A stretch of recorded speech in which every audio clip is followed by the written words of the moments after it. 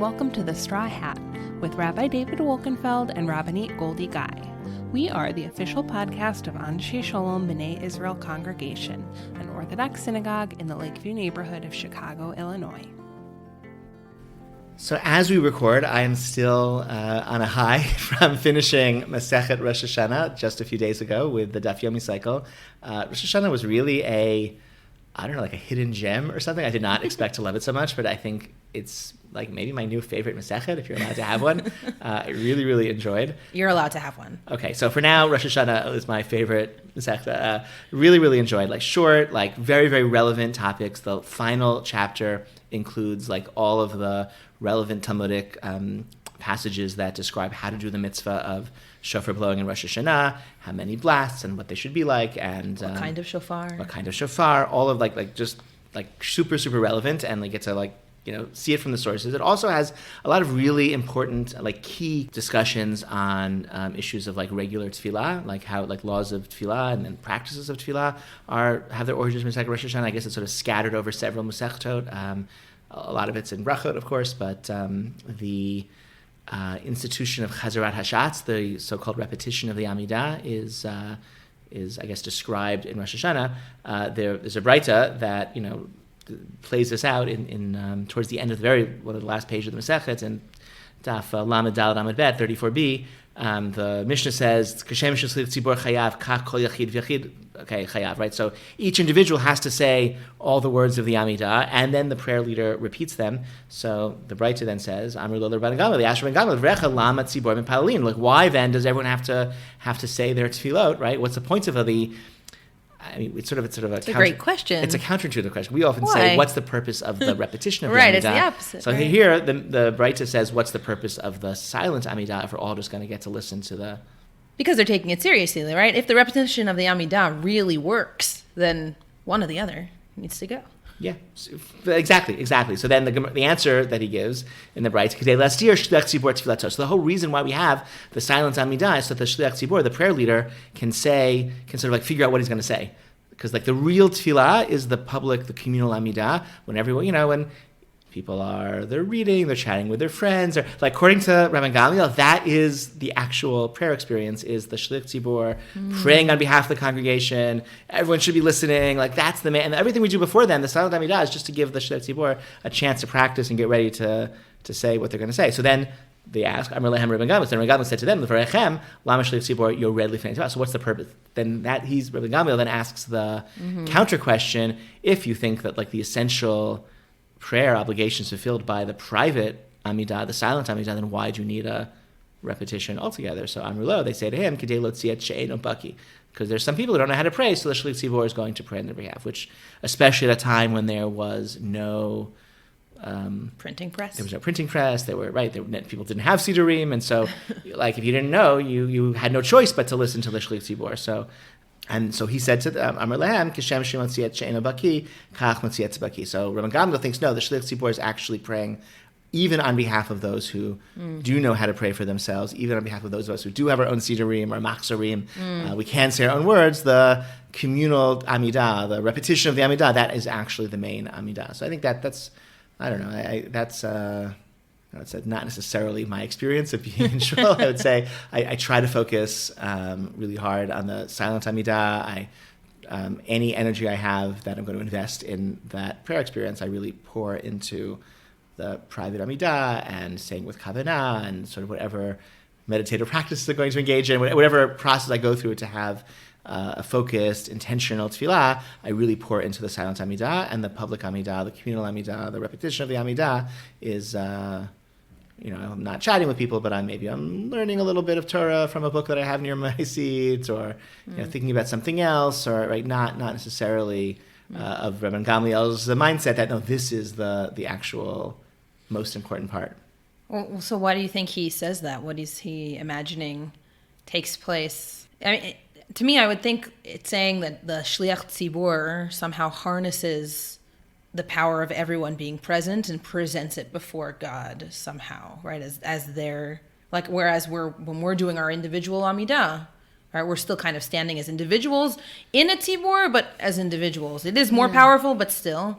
And then he comes with Yeah, Rabban Gamliel seems more in tune with a model of like the Beit HaMikdash, right? There's this public ritual that is effective for the entire community, for the entire nation, is like having our religious needs, our religious requirements and obligations are being fulfilled by what the Kohen is doing in Yerushalayim. Like that's for everyone. And so we don't have that anymore, but we have the Shliach Tzibor. He represents the community. He's standing in the middle of the shul. He's saying the words. Right. And so we all can like... So he's the Kohen, and that's ideally how it's supposed to work in this model, right? Yeah. If tefillot keneged tmidim tiknu, right? Like, yeah, if our prayer experience is corresponding to the daily offerings in the temple. So then, yeah, I think it's something like that. And we should all do smicha on our sitters.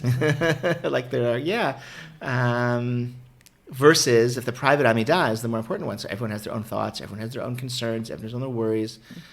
You don't have to choose. You could actually pay attention to both, right? You could... Didn't know that was an option. It is an option. You could say your own private Amidah. That's... I try to be actually, if you've been to Anshe Shalom, I say, like on Shabbat or Yom Tov, I say, please take whatever time you need to complete your private Amidah.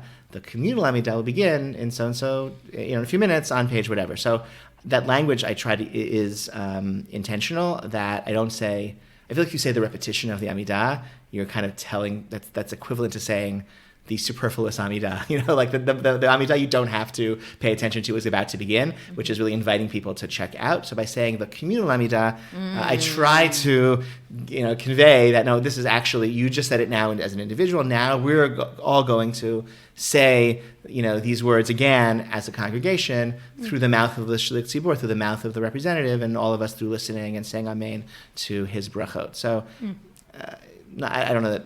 You have to footnote your announcement so that people understand the significance of the language. I should footnote. That's a great project for my sabbatical. I'll go and footnote all of my announcements. Everything's intentional. Oh, look at that. Another really great, comparable idea actually about Rabban Gamliel. Rabban Gamliel then at the end of the Masechet talks about how the Gemara says that he was fulfilling the obligation. I feel amsha b'sada, that he believed that the prayer leader was not only praying on behalf of those who were in the shul, but also was praying for those who were out in the fields, which it seems were people who could not get away from their work to come to shul, and so that was fine. Like they could daven mincha because mincha said in their shul, and they're out harvesting wheat in the fields or whatever. Which I think also a beautiful image. It seems to be in line with the Beit HaMikdash model that something can be happening communally, centrally, and all of us are taken care of by that. Right. I heard a story of somebody who once came to shul late, very, very late, and somebody... Never happened. So this happened to you. So somebody said to him, it was not you. Okay, someone said to him, you're very late, what are we doing showing up to shul so late? And the person said, look, either you had me in mind, in which case it's okay that I wasn't here, and if you didn't have me in mind, then what value was your prayer?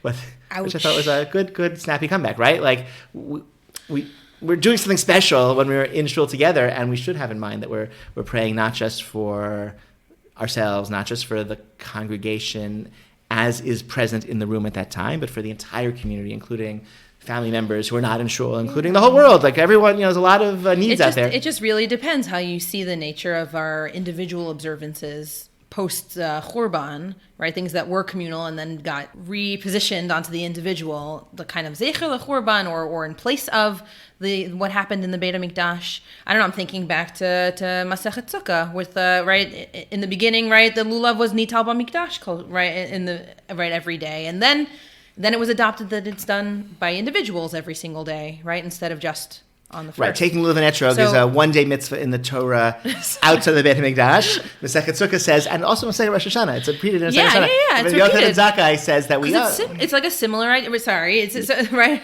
That we take it all 7 days, even outside the Beit HaMikdash, right? And that's kind of like saying we're taking what happened in the Beit HaMikdash and we're putting it into our individual homes. And then, right, instead of just one representative being the Kohen or the Shliach Tzibor doing our religious worship for us, we become the Kohanim in some way, right? Right? The Churban kind of democratizes observance. So it depends which model you look at. And so I think what I'm saying is that there's a power to both. That yes, we have to pray for yourself, and Ein hadavar tluy ela bi, as you taught us before Rosh Hashanah. All depends on me, and I have to do it myself, and I have to take responsibility for my own life and my own mitzvot, and no one, after 120 years, you don't get someone standing next to you in there. You got to be accountable for your life and what you accomplished, what you didn't, and et cetera. And also, I think we could also have other people in mind and sort of have that kavanah for them too. So it's not the Kohen or the prayer leader who has everyone in mind, which is what Ron Gamliel talked about, which is that halachic voice.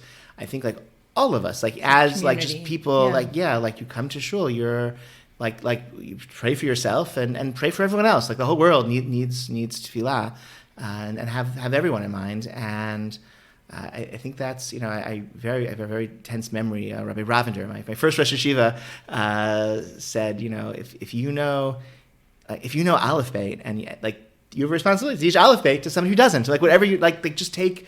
There's just so much need. Like the Jewish people have needs, the world has needs, and if you have the capacity to meet some of those needs, so you gotta do something. He felt like every Jew with a benefit of a strong Jewish education, every graduate of a day school, everyone who spent any time in a yeshiva should go and like teach after in Hebrew school.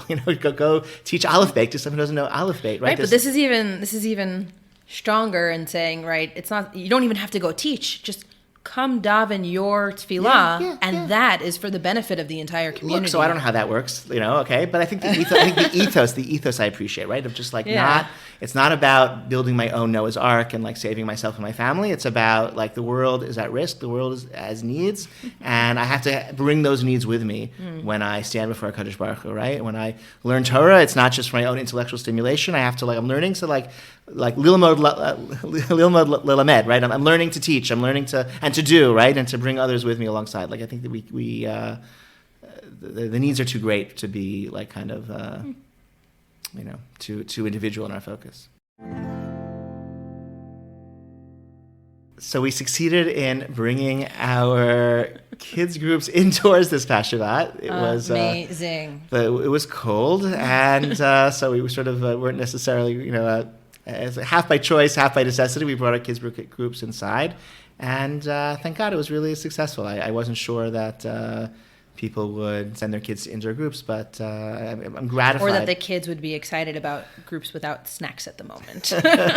Right, we're still keeping our kids masked indoors, so we're not serving them snacks during groups. And I think this is all about an expression of an ethos that we've talked about before. My pithy aphorism is we're doing what we can while we can, right? Okay, we don't know. Maybe things will get better. Maybe things will get worse. But if something is legal and safe at the moment, we should take advantage of that opportunity. And we know that every individual family has a different risk profile and a different risk tolerance. And I have like just infinite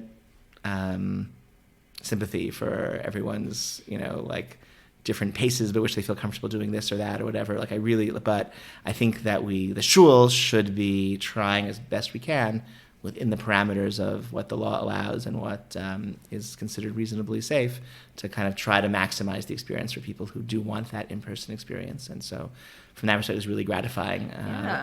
It was so wonderful. I don't know that I've seen like the bima full of kids at the end of davening yet since I've been here. I think you haven't since you've been here, and it was lovely. And handing them lollipops on the bima is just a different experience than handing them lollipops in the parking lot. Though I did both. Oh, this you did week. both. Good for you. you. I did both. I came with a stock. Did they double? I'm not. They're not double dipping. I hope they're not. I see who gets the lollipops. Okay, good. There's a couple of pulled. I want one for my brother. That I'm always very suspicious. It's so hard. I'm very suspicious. I want for my brother. It's like, tell me your brother's name and birthday. Okay, why aren't they? Where are they? Okay, fine. I know their names. I just want to make sure. I'm like, I'd like to come and say good Shabbos to them. That's what I say. Yeah, that's nice. I tend to I feel like people who want to take lollipops for their sibling, that's actually the kind of like caring and concern for a sibling we want to encourage, so I try to encourage that. I do. But there is like 10% of me that is like, a little bit suspicious. Like, you better give that to your brother, or else, But it was really nice, and I think often I always say, I'm like, it's so nice of you to think of your sibling. Where are they? That's good. I often have said to you, I know it's like a trope. I say to you, this like thing that we've done this past, like, was nothing like before COVID in terms of the numbers or whatever. But this was actually like these numbers of kids in the bima. This would have been a respectable amount of kids up there even for pre-COVID numbers. Really, really gratifying to see. It was in part due to the amazing bar mitzvah that happened this week. That was a wonderful simcha and a wonderful reason to bring more people to the shul. And it was like a whole new generation of little kids who were before COVID couldn't walk on their own 2 feet to go get a lollipop. And thank God now they're up there. And then there's a whole, I guess a generation of kids, I guess, are too cool for lollipops.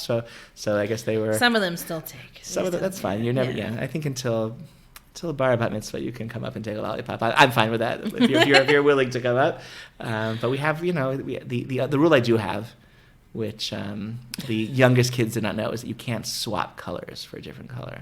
That I don't allow. I've been allowing it a little. Oh, I know some of their favorite colors. It's nice. It's blue. Everyone likes blue. No. Really? We have one little girl who loves orange every single time. Huh, well, everything's orange. Huh.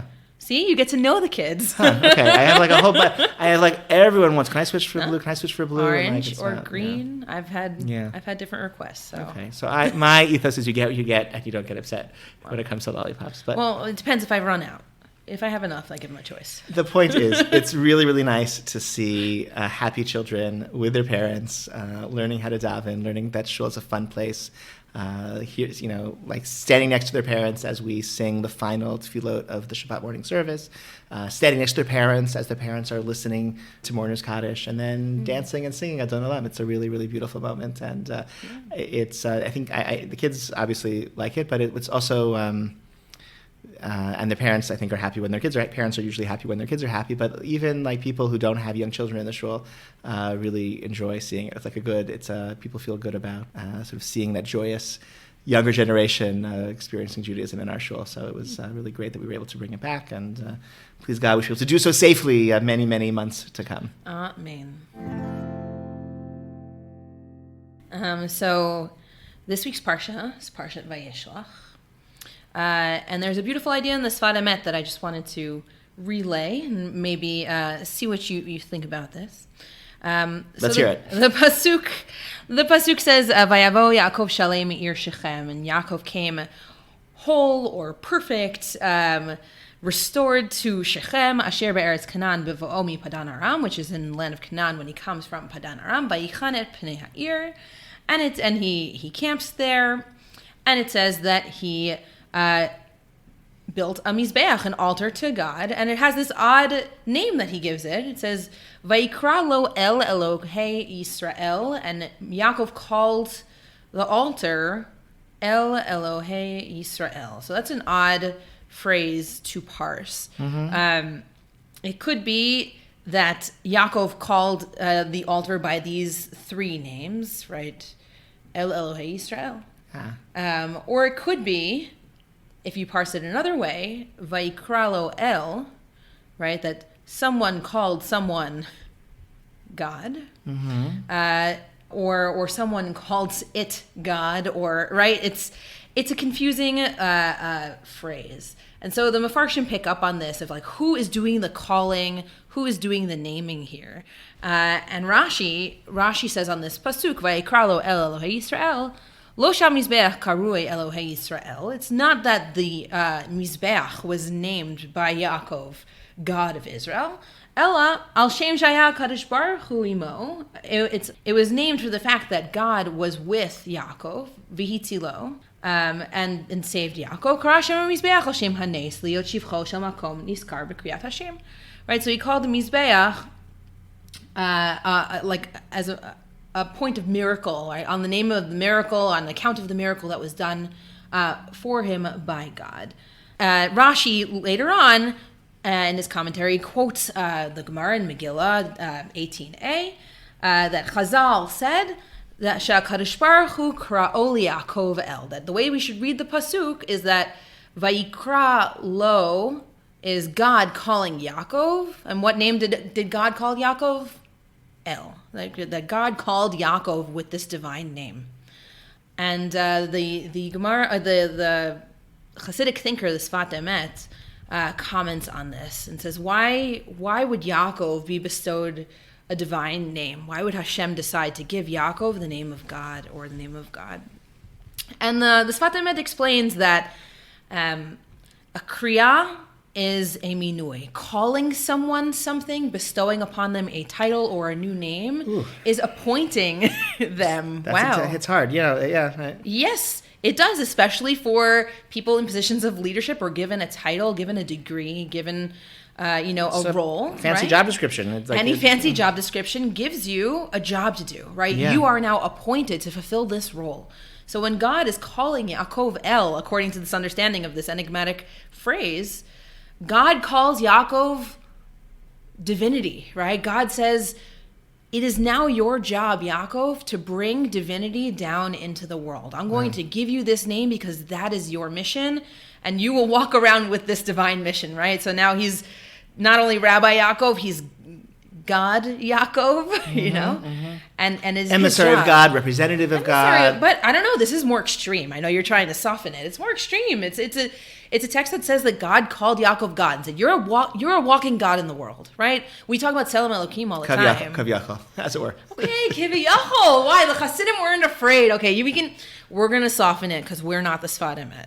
No. But the Sfat Emet doesn't soften it, right? Okay. Right? That just like when God calls light day, right? And that's the light's job is to illuminate the world. So too, it's God calling Yaakov El and saying it's your job to bring godliness, to bring divinity into the world.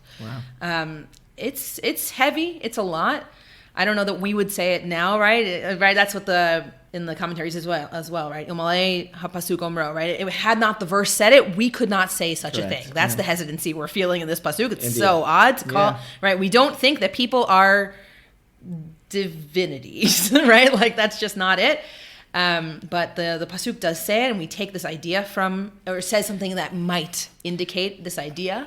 Yeah, right? and maybe Yaakov not like as a person, but Yaakov as a representative of our collective identity as Jews and what we can accomplish together when we connect to our mission, and right, as we are Israel, we're the children of Yaakov, of Bnei Israel, and it's our job to bring divinity into the world after being bestowed this name. Thank you so much for sharing that. I know it made you uncomfortable theologically. It's okay. I'm working on it. Thank you. You have that set of Sfat Emet, that beautiful set that we now have and we've learned it week in, week out. This is the Sfat Emet. Beautiful. Yeah, no, I can't. I own myself to blame. Thank you.